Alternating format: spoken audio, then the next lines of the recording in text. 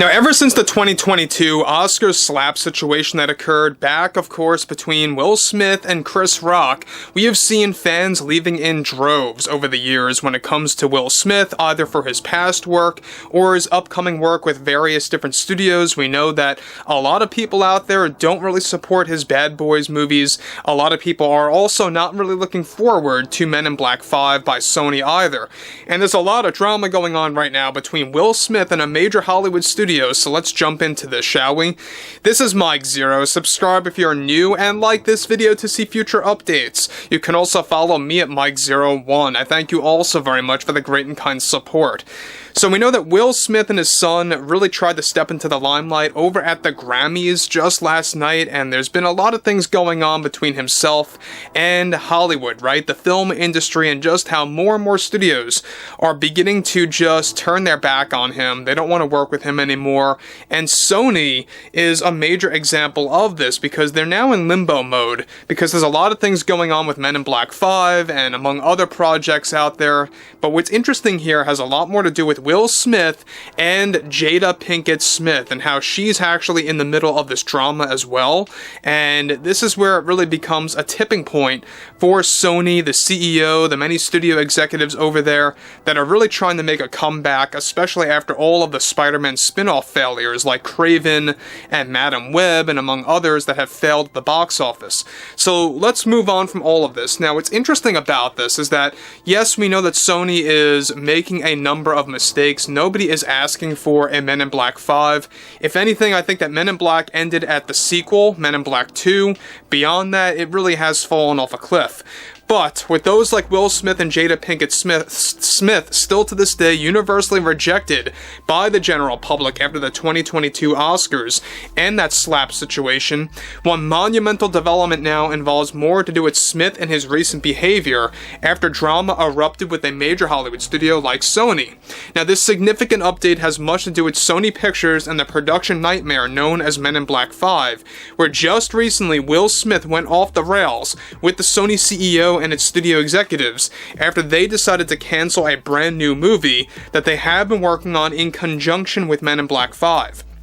Now, Sony recently canceled a new sci-fi epic film that they actually have been working on that was set to star Will Smith and to release sometime at the beginning of 2027. Now, this film was described to have a mega budget of, get this, where Will Smith was going to receive a payout of an estimated $85 million for a new post-apocalyptic sci-fi film codenamed Shadowlight. However, this drama and the recent arguments happening with Men in Black 5 and the multiple outbursts that Will Smith had toward the Sony executives and blaming them, decreasing his payout for Men in Black 5, ultimately led to Sony canceling this mega movie that was going to hold a budget of a whopping $350 million for a film focused to be nearly 3 hours long in length. Now, Will Smith blamed the executives at Sony engaging in studio politics and discriminating him based on his Oscars behavior back in 2022, when in reality, this mainly had to do with his arguments over Men in Black 5. Will Smith's cancellation for this film was also rooted from how Smith was trying to provide Jada Pinkett Smith a role in the film after she got turned down for Men in Black 5 to work with him in the movie. Now, Smith reportedly got deeply offended at Sony and blamed them for acting very biased against Jada Pinkett Smith after she was also declined a role for Shadowlight, this new sci-fi film. Now, this new sci-fi movie was best described to be a mixture of The Matrix and Mad Max Fury Road as far as theming goes for the movie that is now officially done for after both Will Smith and Jada Pinkett Smith made everything very difficult for the Sony executives. Now, guys, before we move on from this, let me just say one thing about this, is that Jada Pinkett Smith, it really seems like that she's trying to expand her career, especially after multiple box office failures that she has engaged in before in the past. We know that Matrix 4 was a big failure for her. We know that, past movies that she tried to make deals with other studios, they all fell flat, they went nowhere. So if you even want to call her an actress in 2025 is very questionable.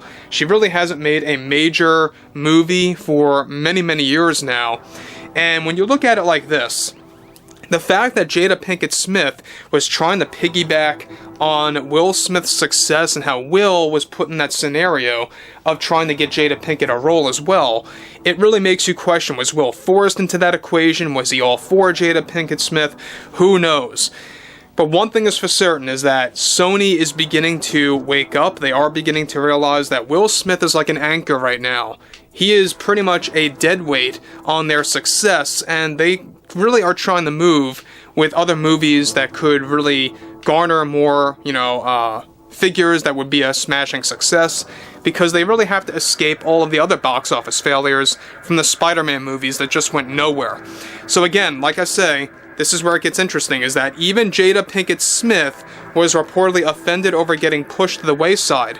Sony's arguments and debates against Will Smith is that they do not want to engage in supporting nepotism, and Will Smith took those claims very personally, as he is now out of nowhere trying to bring Jada Pinkett into the spotlight as an actress again, since her roles in the films like The Matrix and Collateral from the early 2000s. So you guys may remember her from the Matrix movies, as well as Collateral, alright?